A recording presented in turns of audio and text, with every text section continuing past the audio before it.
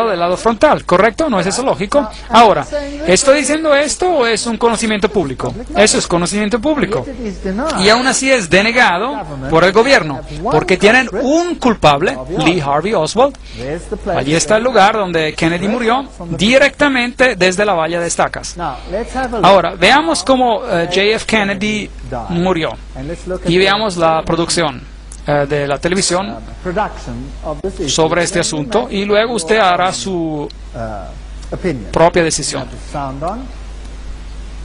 El título del video: Dallas, Texas, 22 de noviembre de 1963, presidente John F. Kennedy asesinado 37 años después. El pueblo americano aún no sabe la verdad.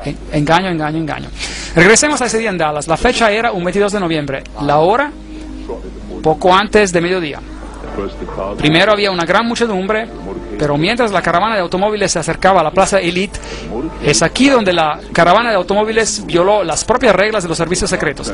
Mientras el auto daba una curva, bajó su velocidad de 40 millas por hora a 7 millas. Fue precisamente allí que los golpes se dispararon. Por 6 segundos, los ocupantes en el carro de Kennedy fueron golpeados por las balas. Kennedy se agarró de su garganta. La cabeza de Kennedy explotó, empujada por una gran fuerza hacia atrás y hacia la izquierda. Entonces, y solo entonces, el auto del presidente aceleró rápidamente y siguió. Lyndon Johnson, el nuevo presidente, ordenó a una comisión federal de investigar el crimen. La comisión Warren nos ha dado la versión oficial. Lee Harvey Oswald había actuado solo. Pero si todos los 3 disparos habían venido de atrás, entonces ¿por qué la cabeza del presidente voló hacia atrás? ¿Por qué tantas personas, incluyendo a policías, no corrieron hacia el almacén de libros donde estaba Oswald, pero hacia la cerca? Si la comisión de Warren estaba en lo correcto, ¿por qué tantos testigos alegaron ver algo completamente diferente del informe oficial? Hasta unas 177 personas murieron simplemente por saber demasiado. El momento en que Kennedy fue matado, un encubrimiento masivo entró en operación. Testigos fueron amenazados y muchos de ellos asesinados.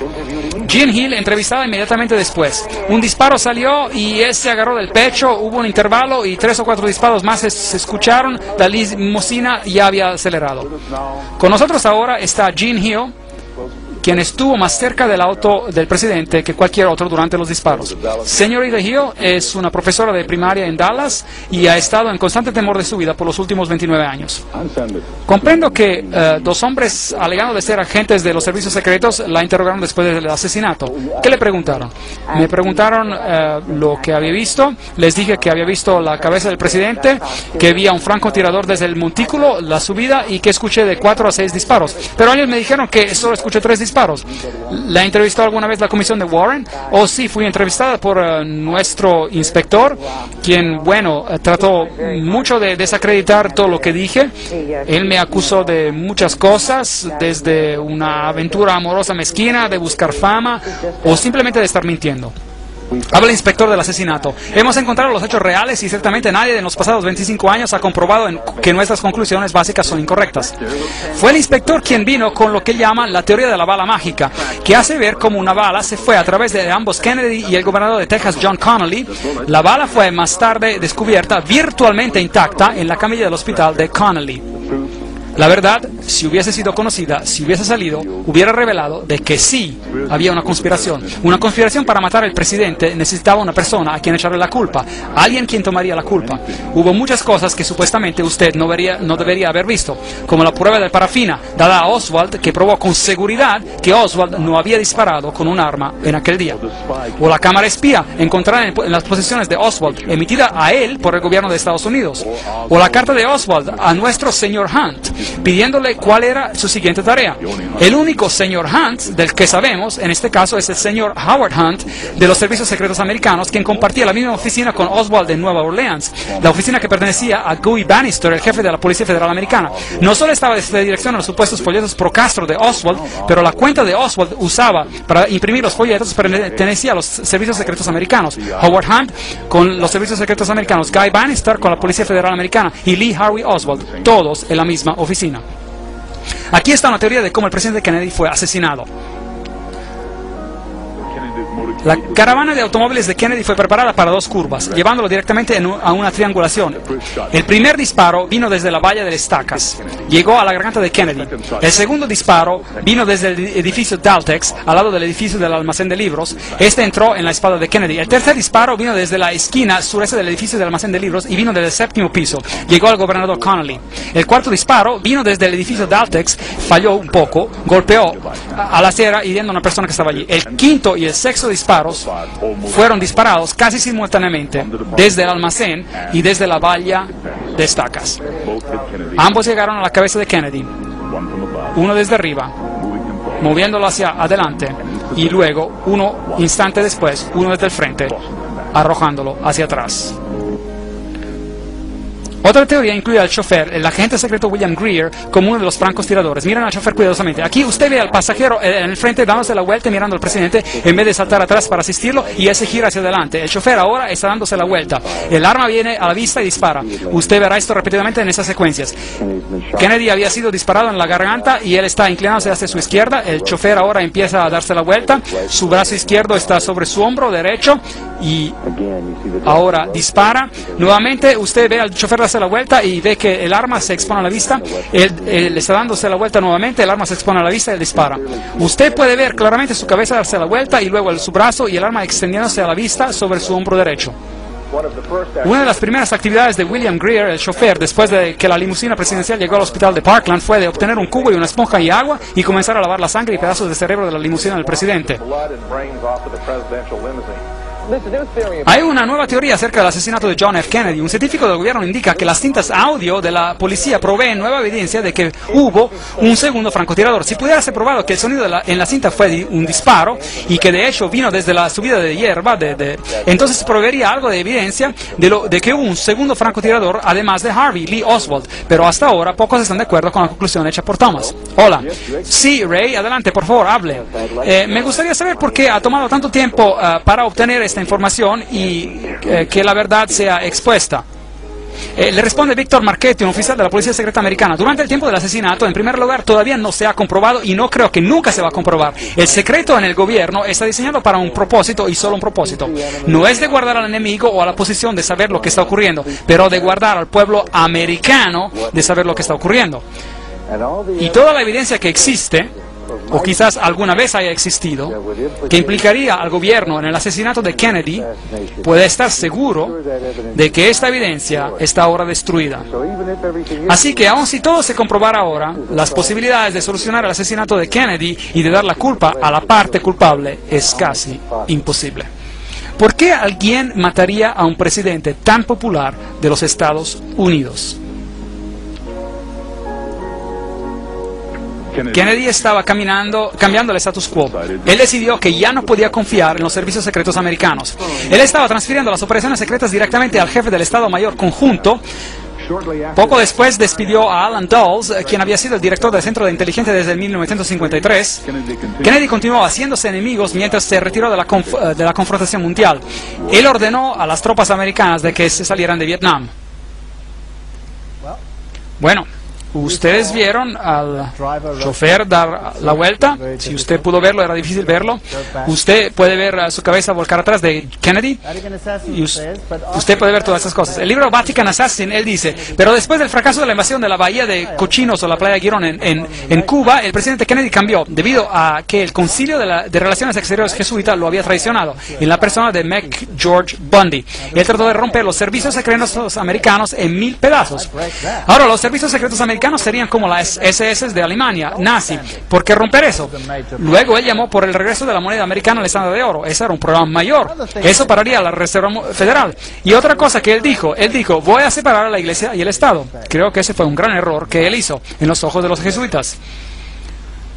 Recuerden de que Loyola dijo: finalmente dejen a todos con tal astucia ganar la influencia sobre príncipes, nobles y magistrados de cada lugar, que puedan estar listos a nuestra señal, aún para sacrificar a sus relaciones más cercanas y amigos más íntimos, cuando decimos que es para nuestro propio interés y ventaja. Eso es fascinante.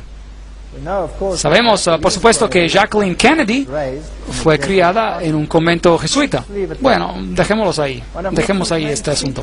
Uno de los escritores principales de la oratoria de Nixon durante 3 años fue el padre jesuita, el reverendo John McLaughlin, quien escribió las oratorias de Nixon como un salario de $32,000 en el año, lo cual era mucho dinero en ese entonces. Y el siguiente presidente, Gerald Ford, ahí está su propia firma, un framasón de grado 33. Yo mismo tomé esta foto en la logia masónica.